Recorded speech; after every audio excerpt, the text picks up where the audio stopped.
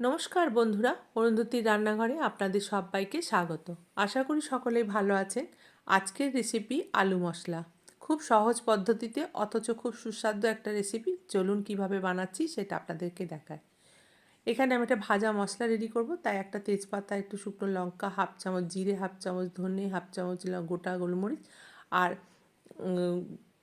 গোলমরিচ আর কয়েকটা গরম মশলা নিয়েছি। সেটাকে একটুখানি ভালো করে কড়াইয়ে ভেজে নিয়ে এটাকে আমি এইভাবে গুঁড়ো করে নিয়েছি।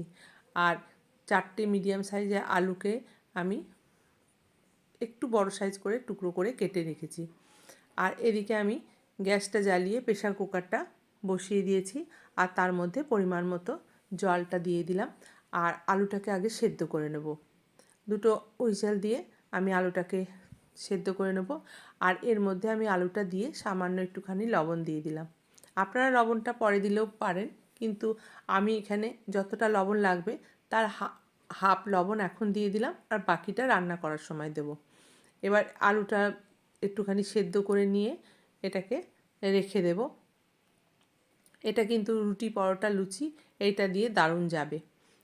অবশ্যই আপনারা এটাকে একবার ট্রাই করবেন। আলুটা সেদ্ধ হয়ে গেছে, আমি এটা একপাশে রেখে দিয়েছি। আর ভাজা মশলাটা তো আগেই রেডি করে রেখেছি। আর এদিকে গ্যাসে কড়াইটা বসিয়ে দিয়ে এবার আমি এখানে পরিমাণ মতো সর্ষের তেল দিয়ে দেবো। আপনারা সাদা তেল বা ঘিও ইউজ করতে পারেন, তবে সর্ষের তেলে কিন্তু এটা বেশি খেতে ভালো লাগবে। এবার আমি এখানে তেলটা গরম হয়ে যাওয়ার পর সেদ্ধ আলুটাকে এর মধ্যে দিয়ে দিলাম। এবার দিয়ে এটাকে বেশ ভালো করে নাড়াচাড়া করে নেব। আর যতক্ষণ না পর্যন্ত আলু থেকে যে জলটা আছে সেই জলটা ভালো করে শুকিয়ে যাবে। আর আমি এখানে সামান্য পরিমাণে লবণ দিয়ে দিলাম। দিয়ে এটাকে এখন একটু বেশ কিছুক্ষণ ধরে ভালো করে ভেজে নেব।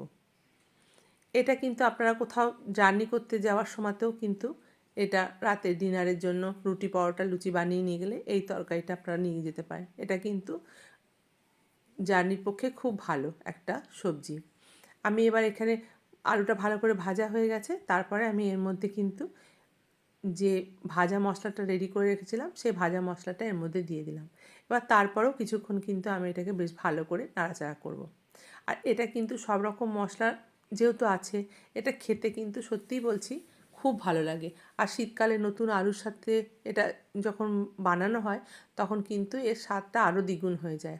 রাত্রিবেলাতে রুটি, পরোটা, লুচি যে কোনো দিয়ে আপনারা মুড়িও খেতে পারেন, তবে লুচি, পরোটা এগুলো দিয়ে কিন্তু এটা বেশি ভালো যাবে। আর ওই যে বললাম, বাইরে যাওয়ার জন্য ট্রেনে বা কোথাও যদি আপনারা রাস্তায় যান তাহলে কিন্তু এই সবজিটা বানিয়ে নিয়ে যেতে পারেন, একদম শুকনো। আর এটা এইভাবে আমি বানিয়ে নিলাম। আমার এক পরিচিতর কাছে আমি এই রান্নাটা শিখেছিলাম। খেতে কিন্তু সত্যিই খুব ভালো লাগে।